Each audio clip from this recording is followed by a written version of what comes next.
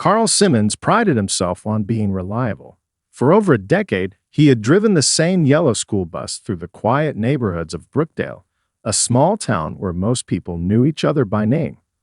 Every morning, just after 7 o'clock a.m., he rolled down the same streets, waved at the same parents, and picked up the same sleepy-eyed children with tangled hair and lunchboxes swinging from their hands. This Tuesday morning felt no different. The sun was just beginning to peek over the rooftops, casting long shadows across the road. A light breeze rustled the budding trees as birds chirped along the fences. Carl sipped his coffee from a travel mug, humming to the oldies playing softly on the radio. One by one, the familiar faces climbed aboard. Timmy with his comic books, Maya with her pink headphones, and little Leo who always sat right behind Carl and asked endless questions. The bus was alive with chatter and laughter as they headed toward Maple Ridge Road, a winding lane that passed through a wooded stretch just before reaching the school.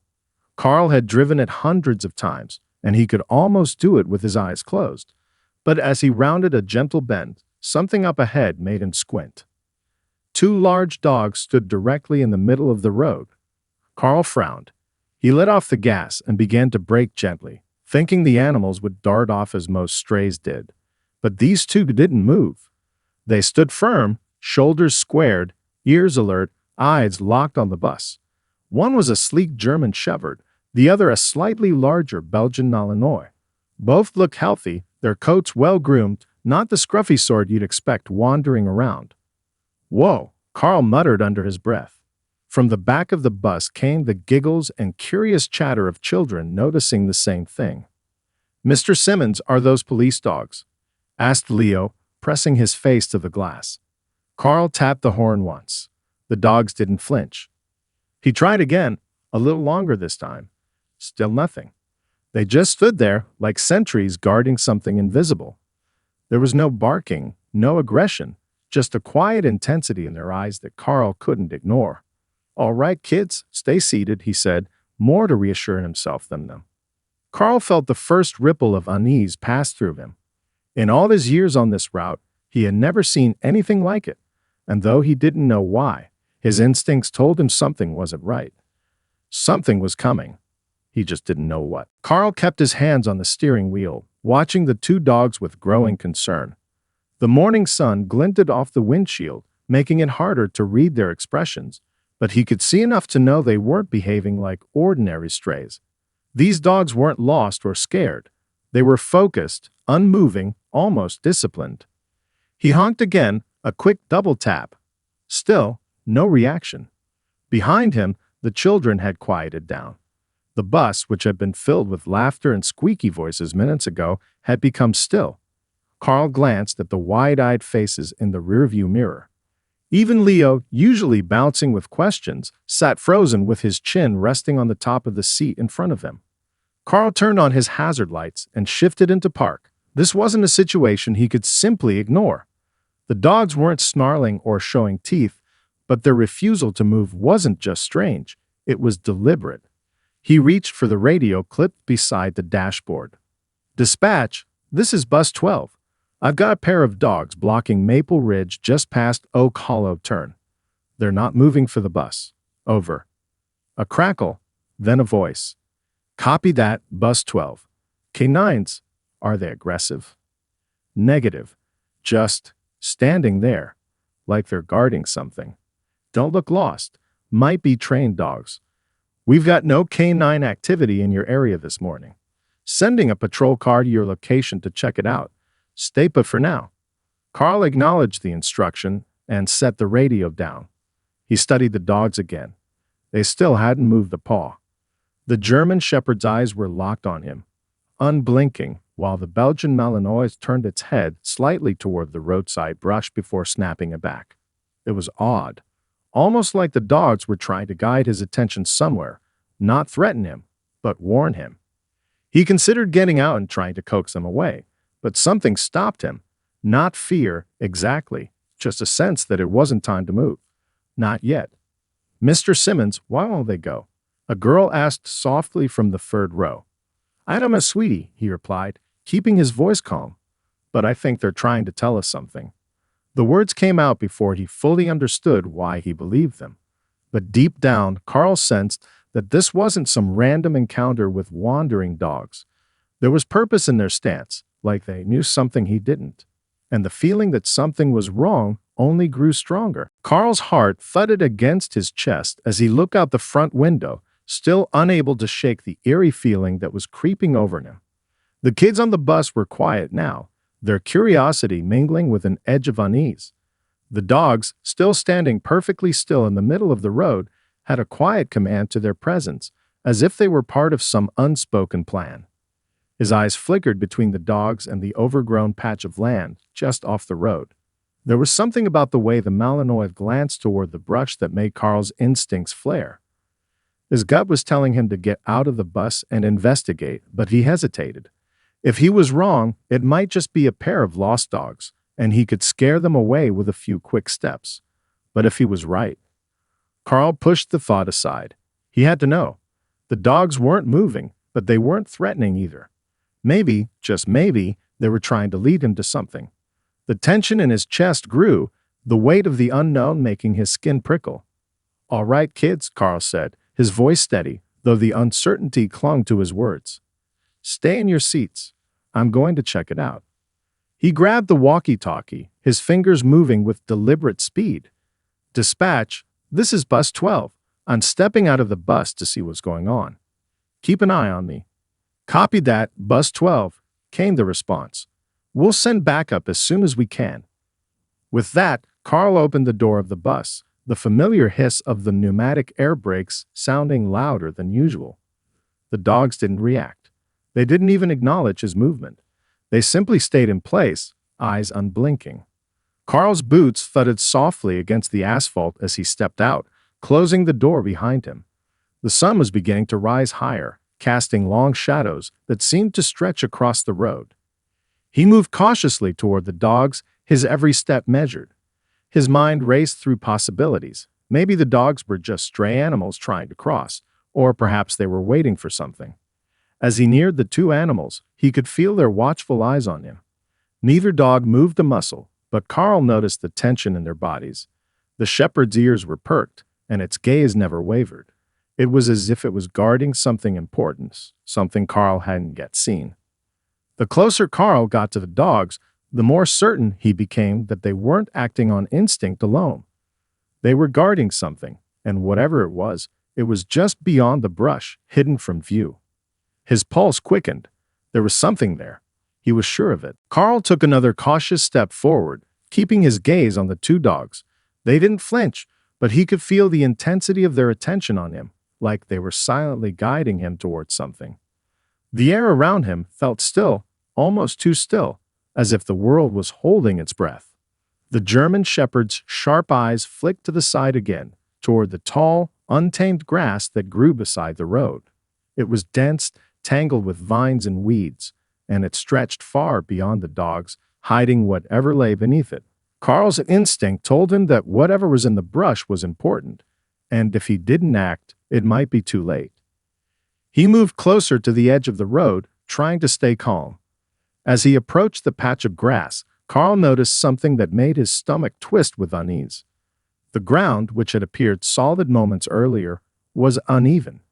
In fact, it seemed as if part of it had sunk, just slightly, like a section of earth had given way under some unseen weight. Carl stopped and knelt down, careful not to disturb the area. He brushed aside a few blades of grass, his heart rate quickening. The more he uncovered, the more he realized what he was looking at. This wasn't just a patch of uneven ground. It was the start of a sinkhole. The edges of the earth were cracked and crumbling, and the hole itself seemed to grow wider as his fingers traced the edges. His breath caught in his throat. The sinkhole was shallow, but deep enough to pose a serious threat. If the bus had continued on its usual route without being stopped, it could have easily driven right over it. The ground was soft, and the wheels of the bus would have likely caused the earth to collapse, sending the entire vehicle into the hole. Carl pulled his hand back quickly, a shiver running down his spine. He'd been close, too close, to a disaster. He glanced over at the dogs, who had remained still, their eyes following him with calm precision. They hadn't moved an inch, but their presence made sense now. The dogs hadn't been blocking the road out of random chance. They were protecting the bus and the children from falling into the hole. A wave of relief washed over Carl, but it was quickly followed by a surge of gratitude. These dogs, trained for a purpose beyond what he could see, had known something he hadn't. They had somehow recognized the danger before he ever had.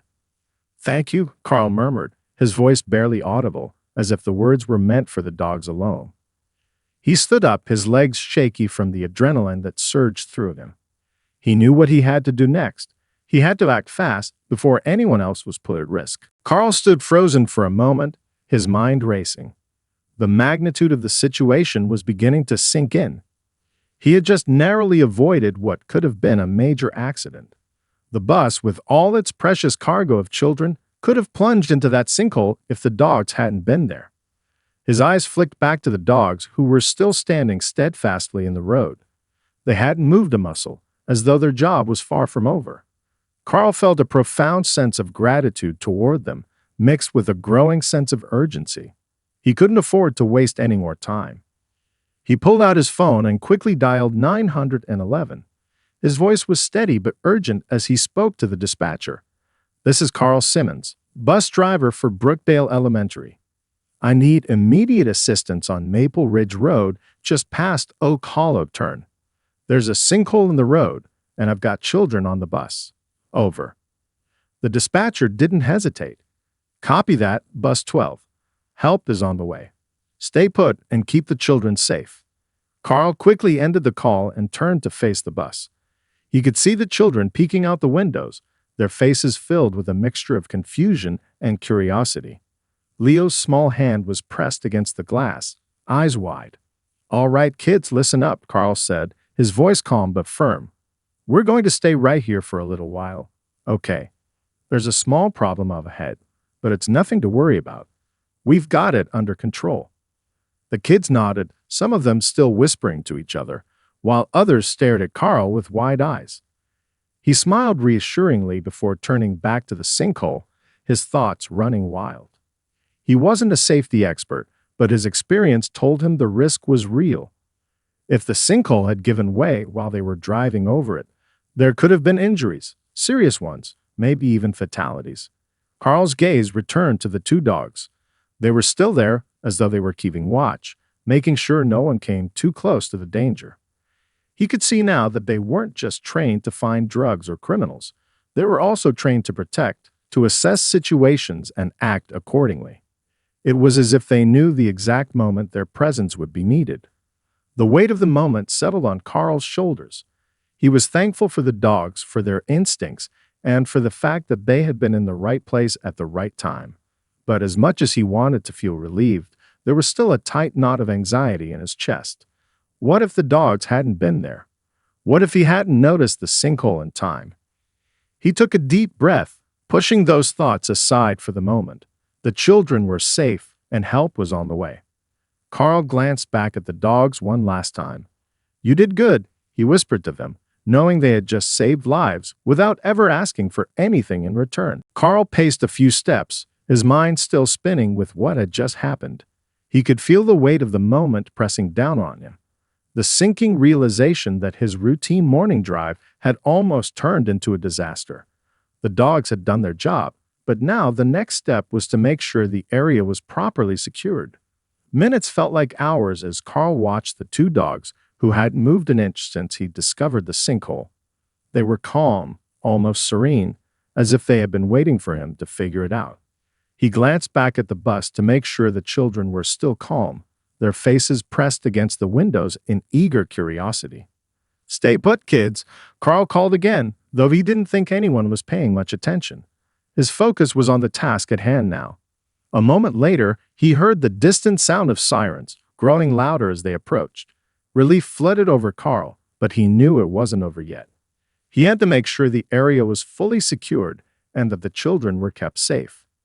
Just as the patrol car appeared at the end of the road, Carl noticed two more vehicles pulling up behind it, one marked with the words "Animal Control" and the other with a K9 unit insignia.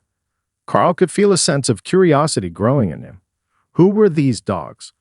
Why were they here, and how did they know to block the road? The officers stepped out of their vehicles and walked toward Carl, quickly surveying the situation. The dogs still didn't move, standing guard at the edge of the road like they had been trained to do. Carl walked over to the nearest officer, a tall man with a serious expression. "Are these dogs yours?" Carl asked, his voice full of curiosity and gratitude. The officer nodded, glancing over at the dogs. "They're part of a local canine training facility. We had a bit of a storm last night, and the fence got damaged. They must have slipped out, but I've never seen them act like this." Carl's brow furrowed. "What do you mean?" The officer sighed, his gaze following the dog's watchful eyes. "Normally, they're trained to find drugs or apprehend suspects. But this is something else. They're guarding this area like they know there's danger here.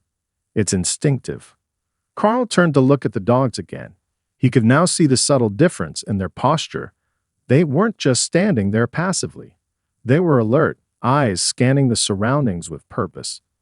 Their stillness was no longer strange to Carl. It was intentional. They were protecting the road, the children, and anyone who might have come too close to the collapsing earth. The officer looked at Carl with a nod of understanding. "They've saved your bus. This could have been a lot worse." Carl let out a breath he hadn't realized he was holding. "I owe them a lot." The officer smiled. "Well, looks like they owe you one too. You saw the danger, but they made sure you stopped in time." Carl smiled back. He had never thought of himself as a hero, but today he had been part of something much bigger than himself. By the time the emergency crews arrived, the area was swarming with vehicles, police cars, animal control units, and even a couple of news vans. Carl stood at the edge of the road, watching as the officers began to rope off the section of Maple Ridge Road where the sinkhole had formed. The hum of radios and the clatter of equipment filled the air, but Carl remained in place, still processing everything that had happened. The two dogs were now under the supervision of the animal control officers, who were talking softly to them as they checked their tags. The canine handlers seemed to understand immediately that these dogs were no ordinary strays. They weren't showing signs of being lost or disoriented. In fact, it seemed like they had been waiting for this moment all along. The sheriff approached Carl with a smile, clearly relieved. "Nice work, Bus 12. Looks like you caught this just in time." Carl shook his head, still trying to wrap his mind around the events. "I didn't do anything. Those dogs, they saved us. If they hadn't been blocking the road, I never would have seen the sinkhole in time." The sheriff raised an eyebrow, glancing over at the dogs. "I've heard of canines tracking criminals, sniffing out drugs, even finding lost people. But guarding a road like this, that's something else entirely. Those dogs were on a mission."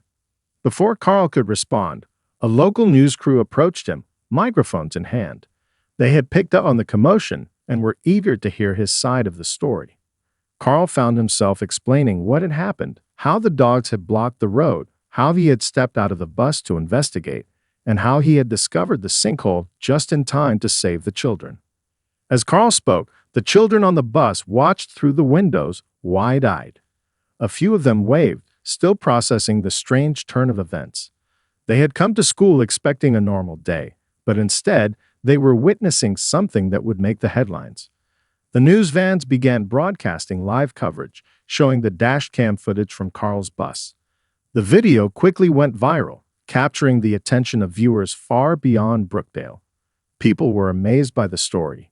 Two police dogs, seemingly without any prior warning, had acted as guardians of the road and averted a potentially disastrous accident. Social media buzzed with comments of admiration for the dog's instincts and Carl's quick thinking. Carl, feeling overwhelmed, turned to look back at the dogs. Their mission, it seemed, was far from over. They had not only kept the children safe, but had also made sure their story would spread far and wide. In the days that followed, the story of the two canines as heroic actions became a local legend, and people from around town stopped by the animal control facility to show their appreciation.